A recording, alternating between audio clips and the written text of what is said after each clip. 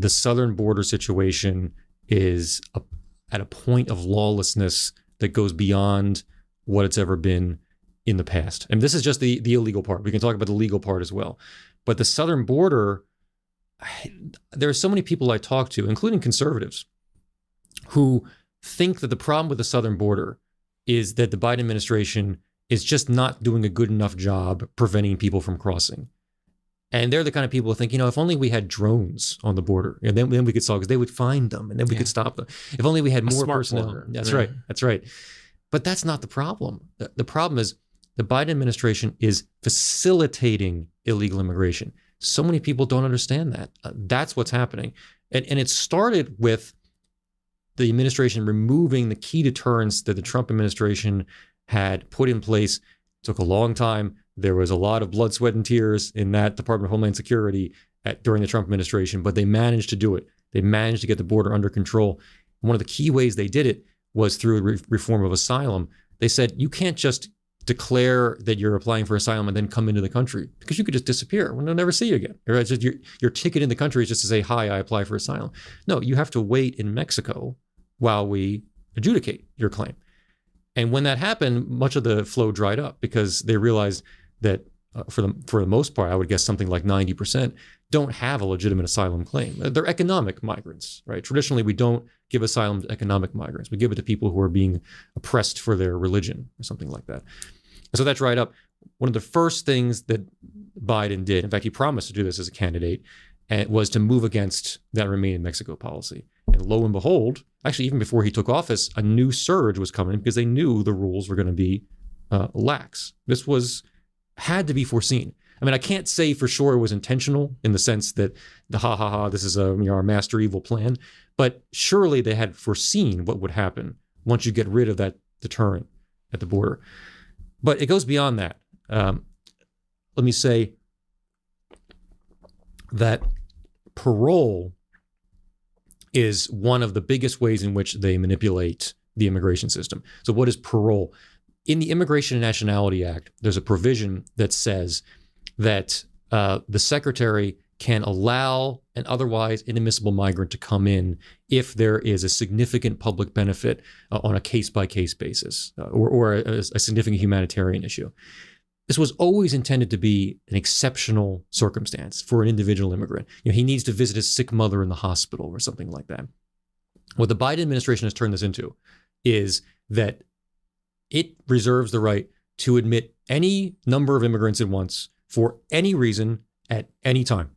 And that's what it's doing. And in fact, it even has that CBP One app on you can get on your phone, you download it, and you can schedule your illegal entry, right? You don't have a visa, but you can schedule it. You can show up there and they say, okay, are you here for a humanitarian reason? Okay, well, come on in.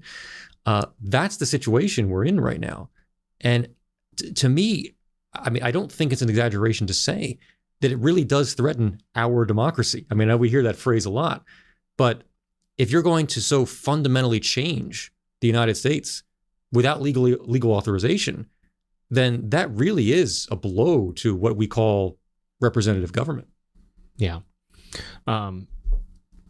Asylum law is a very interesting thing because I think it is the tail wagging the dog on so much of the crisis at the border. I think people assume, it's as simple as, again, putting some of these physical barriers in place or this technology in place. But in reality, it seems to be the rotten fruit of the international order that allows for the United States to be taken advantage of in this way. How would you go about reforming asylum law to prevent this kind of thing from happening?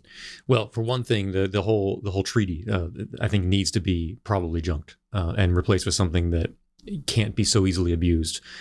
It's unfortunate, and that we have certain provisions that are meant to be exceptional, and asylum is one of them, where there really should not be very many asylees, right, coming to the United States in the Western Hemisphere. We just don't really have that kind of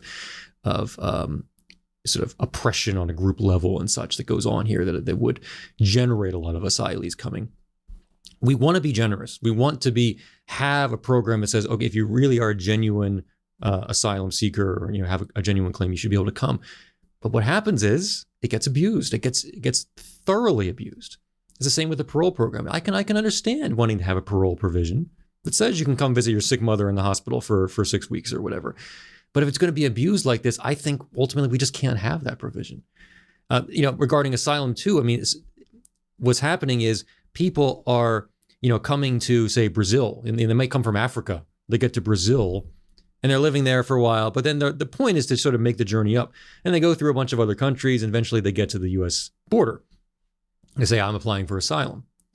And the most obvious thing to say is, well, from what country, right? And it was how you went through so many other countries first. I mean, one of the basic principles of asylum is you're not there. You don't shop around for your country of refuge, right? You just go to the first place you're safe.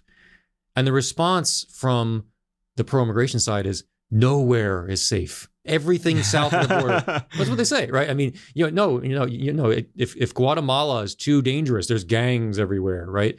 Honduras is also completely dangerous. Mexico, too dangerous. Every country is dangerous except the United States.